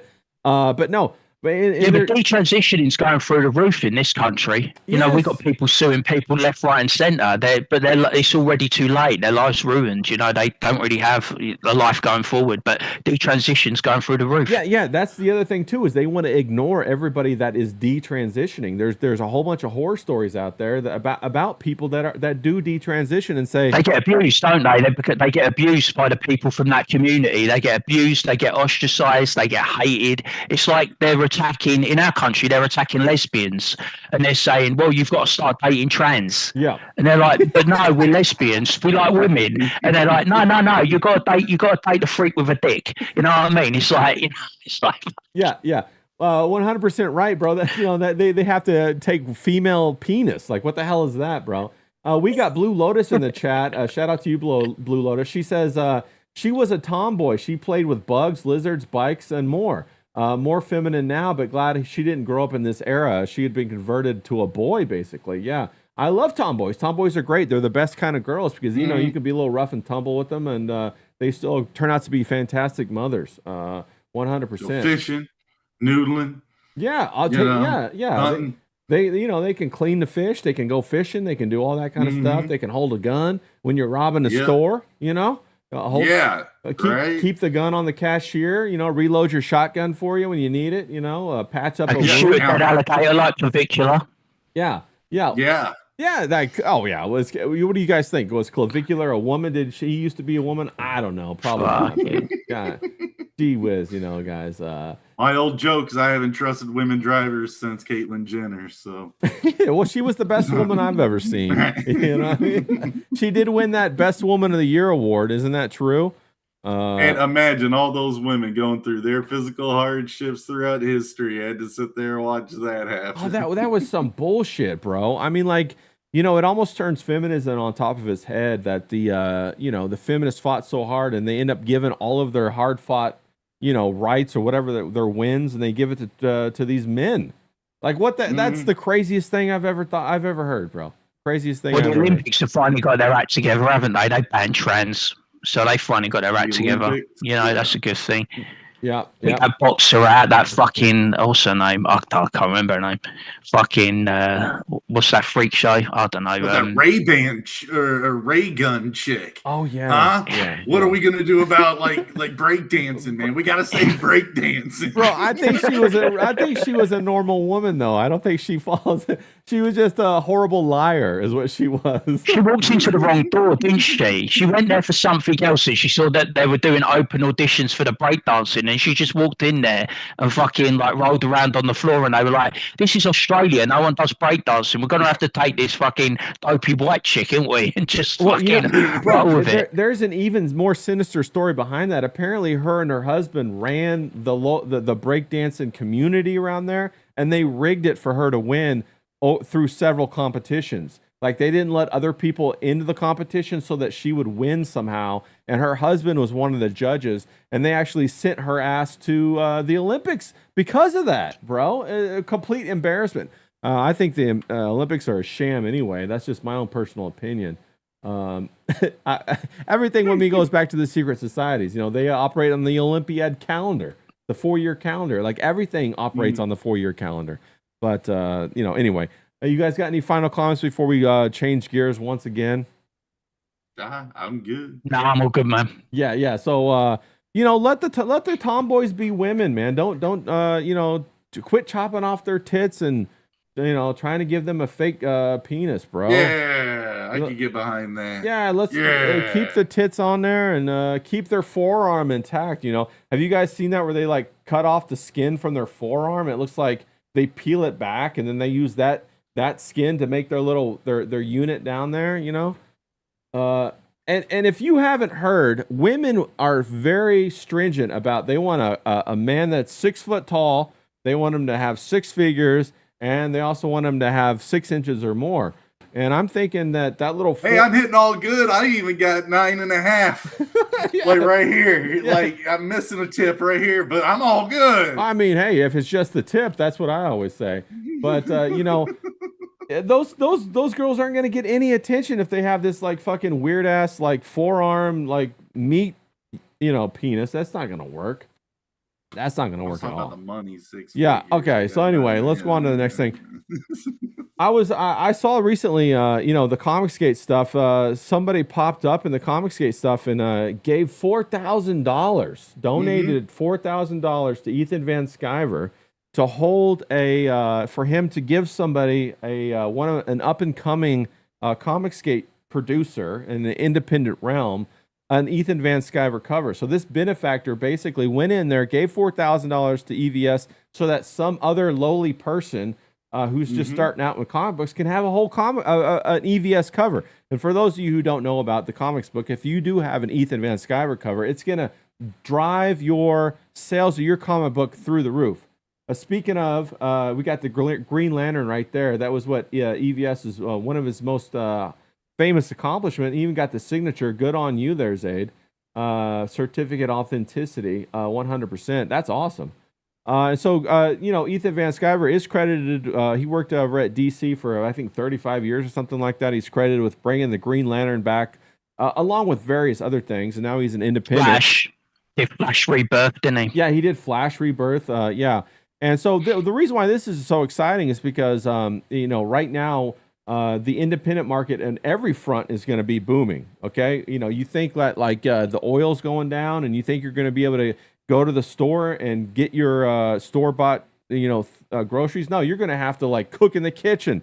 You're going to have to be doing all this kind of stuff. And so you're going to have to become very entrepreneurial. And so around here, we support all the entrepreneurs in every tangent, in every lane. And so I thought that was very kind of somebody to go ahead and donate that $4,000 to benefit a lowly comic booker. Zaid, you've already produced the comic book. You produced Yes, sir. Beckoned. Yes, Tell me, sir. hold that up if you have it at arm's length. Hold that up real quick, and people can go to your store and get it. It's at zaidstudios.com. Fantastic drawing, fantastic comic book. But tell me, what would that mean to you if you were able to get a Ethan Van Sciver cover? Well, what I had gotten at the time was Shanthan Jetty. Oh yeah, Shanthan Shanta's Jetty great was too. just I think he was just coming around the space right then. I believe I was his first cover that he did. I may be wrong on that, but I think that was right. I really like Lord of the Rings and stuff, and those old watercolor paintings that he used to do. So I was like, it'd be really cool to have a cover like that for my book. So I, hit him up. He agreed to do it, and I paid for it. So I have the real one right here. Oh, very cool. You got the original. Yeah. That's awesome, bro. Yeah. Let's see. But that helps a lot, doesn't it? When you're doing a comic book to have like a cover. Yeah, that's fantastic. Yeah, wow, it's big too, bro. I didn't know it was that big. Shout out to Shanthan Jetty. He has a very good stream. He streams on Saturdays and in fact shows old books. From the pulp era of the 60s and 70s. Fantastic. Such artist. a nice guy. Yeah, and of course, Zaid, you're a fantastic artist yourself. But tell me, if say for example, you were to EVS was to come up to you and say, "Hey, Zaid, I'm going to do you a cover." How would that impact you, not only like morally, but also from a financial point of view with sales? I mean, it on top of me being like just recently becoming like a member on the King show. That's right. And being able to draw, I'd be humbled like beyond words. Let alone like there are serious collectors of Ethan's, artwork and stuff, and that'd be one more piece that they would have to grab, to complete their collection. Also, to have his talents and stuff on there, it'd be a little intimidating. Be like, okay, do you kind of have an idea? And of course, he may just have an idea, general it pops up, or how much of a description do you want me to kind of give you? You know, like So even with Sean, I kind of like I short paragraph, like maybe 3 or 4 sentences, and then I did a couple like just black and white. He sent me some black and white shapes, just like on this paper. This shape here, did that work? Nah. It gave like 4 different ones, but I liked the one with the Z that he had in it because we're called Zaid Studios. Yeah. So he did this whole like flow, and I said, yeah, go for it, and that's what it. That's what it does. Yeah, does a Z. Yeah, you can totally see that. And also, the when you have the diagonal line, it is far more dynamic and it leads the eye through the image, which is fantastic. But if you're going to get an EVS or like say a Shanthan Jetty to do a cover, it's going to drive a lot more sales to you, and it give you more eyeballs on your project as you're trying to come up as a comic book artist. And really, you're trying to break through this ceiling of people not knowing you, because if you don't break through, then you're never going to have sufficient sales. Right. And this is a business after all. You can't eat your artwork. You gotta sell your artwork and make a little bit of money off it so you can get your ribeye steaks and all that kind of stuff. And also, James, for you, I mean, you might not know like Zaid Studios, but if Ethan Van Sciver does a cover for Zaid, now you're like, well, okay, I know Green Lantern. I know Flash Rebirth. Maybe I'll go pick up that comic book and give it a try. Isn't that what you're thinking, James? Yeah, it's a nice little quid pro quo, isn't it? Because Ethan's audience becomes your audience de facto, doesn't it? Because he's endorsing you, he's introducing you to his audience, to his channel, to his show. So I think it's very good. And from my perspective, I thought it was a nice little subtle jab at Yellow Flash as well. Because if we all know the origins, it was like pay my rate, wasn't it? Yellow Flash leaked that Ethan's rate was $4,000, sorry. English. So yeah, and that obviously exposes him, doesn't it? You're supposed to keep that shit behind closed doors, I think, aren't you? Because then you can negotiate with other people, you know what I mean? And like you can play around with numbers. So what he did there was bang out of order. And then we also know he blew up with Comicsgate, didn't he? Blew down the Comicsgate green room or something, didn't he? Or like some ex-chat cat or whatever it was, and it all went shit. All shit all went sideways, and now they're at each other's throats, aren't they? But I thought that was a nice subtle jab, and it's nice that you will help someone climb up the ladder. You know what I mean? I like that he's, instead of reaching up, he's reaching down, you know, and pulling someone up. And I hope he does it for Zayd or whoever, you know, and they get the exposure and they deserve it. You know what I mean? Also interested in who fronted the 4Gs. You know what I mean? Right. You know, I'd like to know who that mystery benefactor was, but mate, we'll probably never know. But yeah, I think Ethan, I've said things about Ethan both positively and negatively. You know what I mean? I think he does some things great. I think he does other things less great. But you can't say that he isn't a guy that's trying his best. He's got family issues, like you said. Zayd's come on the Comicsgate King. I remember when Comicsgate Kings wasn't a draw stream. You know what I mean? I remember when it used to be just a shit show. You know, you had about 10 people on there. They were all talking over each other. It was like a cacophony. So I think it's nice that it's evolved into a draw stream. You know, I think the best, but I will say this, I think the best draw stream in Comicsgate is still Aaron Lepresti's. I've always said that. You know, he used to have who did he used to have on there? What was the Dan guy? Not Dan Lawless, the other Dan that they all fell out with. Oh yeah, fucking I can't. He used to be on there. The fucking bald guy, you know, Fragger. And Fragger used to be on there, and they replaced him, didn't they? But you've got a brilliant artist. I think is it David Williams, the black guy? Exceptional artist. I like his work. You know, I like Zayd's work. You know, so yeah, I'm pleased that they're focusing more now. Comicsgate have gone back to they're doing the art streams, they're doing the draw streams, they're concentrating on the comic book talk, less of the fucking jibber jabber. You know, getting in spats. I think that's going to help them grow again, refocus, and it's good to see that Ethan's concentrating on the art again. Because whatever you think about Ethan personally, he is a really good artist, isn't he? He takes his time, he's diligent. You know, he produces great work, and from the outside looking in, I think he's doing a good job of late. Yeah, I agree with you, and I you know, I'm really attracted to the whole Comicsgate thing because the independent means of it, and I think it's very difficult initially, isn't it, Zayd? You have to wear a lot of hats, you got to do a lot of things, you got to do the marketing, you got to do the fulfillment, you got to work with the printer, you got to draw, you got to write it, all this stuff, and also Zayd, you're in the process of making a whole video game, which I don't know how you squeeze all of this time into one day. How do you do that, man?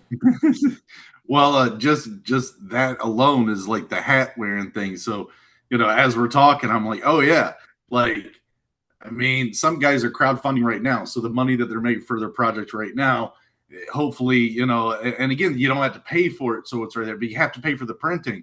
I've already done my printing. So I've got to make back coffers to probably print again. If I do hypothetical, Ethan goes, yeah, Jeremy, here you go. Well, now I've got a bunch of books. I better have money to print. Yeah, because you know, what am I going to do? Sit on that thing? Yeah. No, you're 100% right. We got D-Wag in the chat says Zayd and Ethan competed against each other about a year ago in a drawing competition. Yeah, I remember that. You did very well. You guys had great banter. You know, we might want to think about bringing something like that back if we can. That chat was interested, I remember, because that was at the height of the friction, wasn't it? So you had all the like ripotards piling in, weren't you? And they were like, they wanted Zayd to win, didn't they? And then you had all the Comicsgate for Ethan. It was like that was at the height of like the Comicsgate Rippaverse trash cast. Kind of like battle, wasn't it? Yeah, and that's something. Such a fun time. Yeah, and that's something else I really appreciate about Ethan is that he goes out on other people's streams and just mixes it up. You don't see that with anybody else. You know, like from different, you know, comic book companies or different draw streams, whatever. He'll go out there and mix it up with people. He'll just pop on to Frog Tony's. He'll pop on. He'll do a draw stream with you, a competition.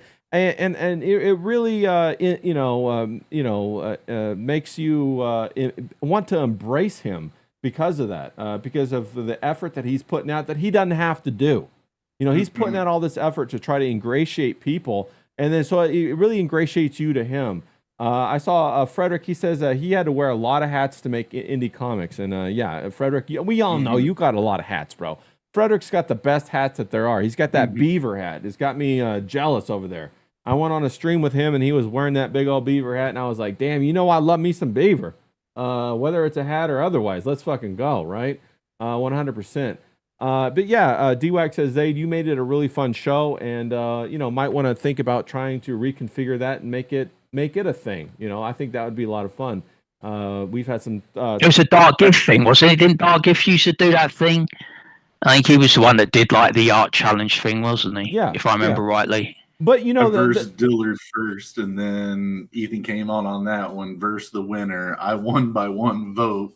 So then I versed Ethan, and it was fun. It was great. Yeah, I enjoyed it. Well, that's the way it's supposed to be. These streams are supposed to be fun, enjoyable, and if the people streaming aren't having fun, then what makes you think the audience is going to have fun? The audience isn't going to enjoy it. You want to make it like that, don't you? Like, you want a bit of friction, even though there might not be. You want to make it like a rap battle, don't you? You want to engage the chat. You want them to be really passionately for you, and then the other side really passionately against you. You know what I mean? Yeah. You want those eyeballs. You want to draw it, because then it comes back on you. Increased viewers, increased followers on X. You know what I mean? That's what I came to Zaid through Ray. Yeah. Me and Ray started this thing like months ago, and then Zaid jumped on board, and now I'm reposting Zaid stuff. You know what I mean? It's like a quid pro quo, isn't it? Thank you, bro. Yeah, man. I enjoy you, man. You take the piss out of me all the time, but I enjoy you. You're a good laugh. You're good bants. I like it. It's fun. You know what I mean? It was funny because I know James didn't like you at first, but then you said you watched that one show. Yeah, I forget what show that was. The Detector show, and then all of a sudden now you guys are like fast friends, bro. One BBC, we got on like a house on fire. Yeah, one BBC show that you guys can both agree on, and everybody's all bros again. That's so funny. Oh, it is, man. Yeah, and a lot of people are like, "Why are you guys even talking about comic books and all this kind of stuff?" And let me just say this real quick: is that comic books are a foundational piece of the visual storytelling medium. You might not know this, but before you make a TV show, before you make a cartoon, you make storyboards. Storyboards are basically a comic book. They might not ever produce it as a comic book, but that's how it is. And so if you want to change and affect culture, the cheapest way to do that is through comics initially. If you can then get a following, then you can go ahead and you can do other avenues. You can maybe turn it into a cartoon, an animated series, or something like that. Or a video game. Or a video game like Zaid did. Yeah, like Zaid's doing a video game. But it all starts with the comic book, because that's where you're going to go ahead and create this world. You're going to, do the concept art. You're going to brainstorm. You're going to draw this out. And it's the cheapest, most effective way to do it. You're going to write the storyline. And then once you already have that, why not just publish that as a comic book to be an appendium or go along with the video game like Zaid's producing, or the animated cartoon like they did with the Teenage Mutant Ninja Turtles. Then after that, if it's even more successful like the Turtles were, you make toys with it. Then you make movies with it. Then all of a sudden now it's in the zeitgeist. It's this thing that influences culture. And that's why people, big companies are so, cutthroat with how they force the conservative people out and keep the liberal people in, because they know that they want to inject those storylines into society. And that's where it starts. Go on, James. But think about it. Every YouTuber with a pulse has attempted to do a comic book. From Comicsgate, Cecil, he was a geezer in the chat. He became a streamer, successful streamer. He done a comic book, successful comic book. Camelot, he's a fucking race car driver. He's done a comic book. Yellow Flash, as soon as Rippaverse was up and going, Yellow Flash was the first big signing, wasn't he? Straight out the gate doing a comic book. Now, it didn't go as well for him as he planned, because he ran into Ethan and Comicsgate and, got slapped in the face. But he still had a go at it. Gary, I think he's doing a novel, isn't he? You know what I mean? He's doing his thing. If everyone that was in, like, on the periphery of that Comicsgate world has put their toe in and dabbled, haven't they? Because like you said, it's the quickest way to get something out, isn't it? Even Vito, someone said to me, I think it was Riley, Vito wanted to do Super Killer because he wanted to, like, sell it to fucking Hollywood, didn't he? That was his aim, He wanted, like, I don't know what you call it because I'm not in that thing, but he wanted the piece of art or the piece of work. So he had a concept, I think, didn't he? Yeah. A concept to sell to Hollywood. So that's why Vito... Yeah, pitch. Vito wanted it in. And I think all these people, because at the end of the day, we're trying to make money, aren't we? Yeah. We're trying to earn, we're trying to make money. 100%. We're trying to scratch a fucking living. And like you said, what was it? Some of the FNC guys, they tried to get into movies, didn't they? Like Yes, the they Scottish did. guy. The Scottish guy? What was his name? He Drinker. done Yeah, the drinker. the critical drinker. He done a concept, didn't he? You know, it was kind of a bit like fucking Call of Duty or something, wasn't it? It was like kind of like that, or fucking Jack Reacher or something like that. And he done it, didn't he? Half an hour. He did it terribly. It was awful, wasn't it? He got some Russian actress, didn't she, who couldn't do her lines or something. I don't fucking know, but it was awful. Yeah, 100%, bro. We got Frederick in the chat. He says, blasphemy. Comics are the ends, not the means. Yeah, for a lot of people, they are. And that's the difference between what Ethan did. Ethan, his purpose was to make good comics. As soon as these people saw how much money Ethan was making with Comicsgate, they said, oh, I got an audience. Let me go ahead and create a product that I can get the money from my audience with. And then it's not really the same kind of caliber of a comic book at that point. One is a story that somebody's passionate about. The other one's a means to separate the audience from their money. That's why it's just a knockoff, isn't it? Yeah, it's a knockoff. Yeah. That's why Shane kind of keeps saying that there's a problem with YouTubers making comic books. Right. You know, the other thing too, Zayd, I would say is like, you know, I've always found it curious, like why does anybody who doesn't draw want to make a comic book? Why don't they just dodged around it most of my life. I mean, I dabbled in it when I was a kid because I played. I know you've always drawn though. Why do people who don't draw want to make a comic book? Why wouldn't they just write a story? That was always the question that I've asked. If you don't draw, where does the desire to make a comic book come from? And for me, it was always the artwork. And then, you know, I love the artwork, basically, is why I even love comic books. But that's interesting. And, you know, maybe some people in the chat, maybe Frederick has different ideas about that. And that's okay. And, of course, I'm not going to kick anybody out who can't draw or anything like that. Or, bro, like I could anyway. I mean, like, you know, I don't have any power or anything like that. But, you know, no big deal. But I don't know how we got on that one right there. But what you said, it's like people who don't draw, you get how I want to do it because I've drawn. But I actually kind of went around comic books a lot. It was always around. I played Dungeons and Dragons and Rollmaster and stuff when I was a kid in a comic book store. And I just... I don't know. I kind of knew that once I would start it, I wouldn't ever be able to get out. So I really stuck with game art or artsy art because that was like after that it was all high school stuff, you know, prepping. But yeah, at my college, my first roommate was a sequential art major. Yeah. So it's like, and then in games, I started seeing comics being used for, you know, for a lot of that stuff like cut scenes and other type stuff. And then, like you said, storyboarding. I took storyboarding at SCAD. Yeah. And that is the basis for it all. So I don't know why. Like, even Joe had to like kick me in the butt and go, dude, you make a comic book. Yeah, so exactly. Like, all right. No, I hear you. And that's why I collected comic books in the first place, is for the art. I was trying to learn how to draw bodies, and I really loved how, you know, like back in the day, I loved the Cyber Force. I loved all the Image stuff. I love everybody who was over there. That was really my jam. You know, Spawn, all that kind of stuff. And so, you know, I would buy them in order to draw the bodies better. Then when I got older, I was really attracted to oil painting, so I went that route, and I went the whole fine art route.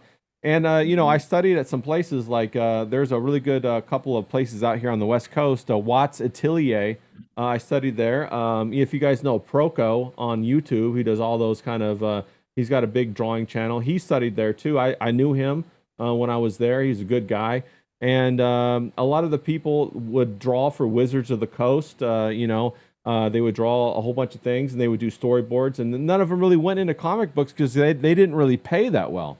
And so that was the big reason I never even considered comic books for a means to a career. But now that it's independent, now that I saw that Eric July, I see Ethan Van Sciver, I see, you know, Shane, I see these other people that are doing it. Now I'm like, I'm really interested in it because it can be independent, and it kind of the career opens up, and you can kind of make your own stories. Like I remember Bone was one of the very first really big comic books. It got into the Scholastic program. And then, you know, after that guy got in there, you know, he was set. He didn't do it, though, to make money.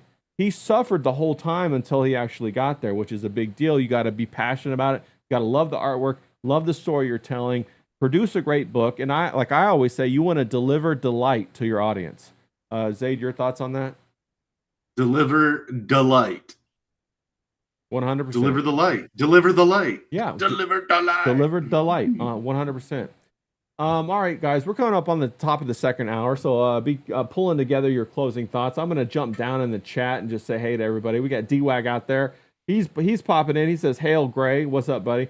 Gray cloudy day. Y'all made my day awesome, 100%. Well, gray cloudy day 100. That's what we're here for. We're trying to make these Fridays fun. That's why we got the lunch table.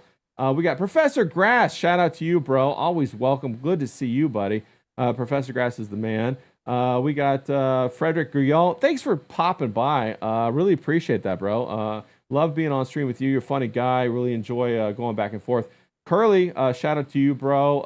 Who else we have? Pat, 100% shout out to you. She says she hardly believes that. I'm not sure what she's talking about, but I agree. I'm real and so handsome. She hardly believes it, but it's true, darling. It's true. It's true. Yeah, 100%. James has got that aura. So do got DJ John out there. Shout out to you. I hope you're healing up good. David P, shout out to you, bro. Let me just say this real quick. Shout out to both David P and Unicorn Comics for the Ko-Fis today. Big cheers, round of applause for you guys. I really appreciate that. Thanks for supporting us and making it more fun with dropping some little scratch on us. Give us a little hamster wheel to run through to have a good time. David's a funny guy in the Nightwave chat. Very funny. Yeah, he is. Monk Fruit, also Mary's Punch on X, a great guy. He says he still has those LEDs up. The one Mersh gave him trouble about that. So you keep those LEDs up, bro. Don't bisexual lighting, is it? Is that what they call it these days? That's right. King Yeti, shout out to you. Blue Lotus, shout out to you as well. Thank you guys for dropping in and giving us a little shout out. What do you got, Zaid? Final thoughts. Are you gonna try to date one of these women, turn it into men, or no? You're gonna stay strictly non-dickly? I mean, after sex, you can actually sit down and play an actual competitive game of Madden with them. Why not? Why not? Right? Why not? They can jump in the kitchen, cook you some cookies, come on out, and then you can play video games with them. I like it. Maybe make a good sandwich. What do you know? How about that? What do you think I hang with D-Wag for? Well, we all know D-Wag can't cook, man. Have you seen how much he shoves in that microwave his TV dinners? I thought TV dinners went out of style until I met D-Wag. He's the one single-handedly keeping them in brownie business. Corner. Yeah, he's got a little brownie corner. He got that brownie corner. Zay, tell people where they can find you and about your website.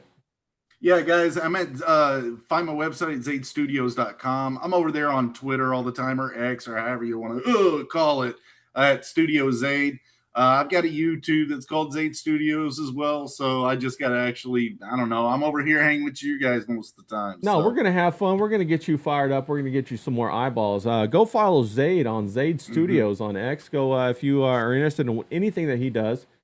Zaid Studios or zaidstudios.com is his website. Yes, sir. He also has a video game on Steam. You can play the initial release, so you can go check that out. Find all that on his website. Prototype. Yeah. Oh, yeah, hell yeah, let's fucking go. He also makes knives and swords and all that good stuff. You might catch him out in the woods chopping on a tree for some reason, trying to sharpen his skills up. But welcome, traveler. That's right. That's a little Highlander action. James, what are your final thoughts on what we talked about today? Cologne of choice, you think you're going to catch any of those tomboys with the cologne, or is it just going to be Aura alone? I don't know, man, but I just want to say that those that can do and those that can't teach, support the real ones and avoid the fake ones. Support guys like Ray, support guys like Zaid, and avoid these YouTubers having a little dibble-dabble in the comic book world. Bro, listen to James. He's speaking facts. I've heard that more than once. That's why I never wanted to be a teacher. I always wanted to be a doer. Go follow James at James Domenico Grabbin on X. That's James Domenico Grabbin on X. And James Domenico Grabbin 84 or 81. I forget what it is. 81. 81, that's right. I wish he was 84. That means I'd be a bit younger, but fucking hell, yeah, it's 81. 81. So there you go, giving my age away. 81 on YouTube. So go follow him at James Domenico Grabbin 81 on YouTube. Professor Grass, shout out to you. He says, what's the name of the game again? It's called Beckoned. The name of the game is on Beckoned. Go to zaidstudios.com. You'll find a direct link to it on Steam. It's fantastic. Thanks to everybody for coming by. We had a blast today. I hope you carry this energy into your weekend. I hope you go kick some ass. Once again, thanks to Unicorn Comics and David P. Keep those LEDs up. Unicorn, I'm so glad that they didn't have a biggest problem so you could give your money to us, bro. I really appreciate that. Knuckles to everybody. We're out of here. Go kick some ass. Have a great weekend, everybody. Let's fucking go.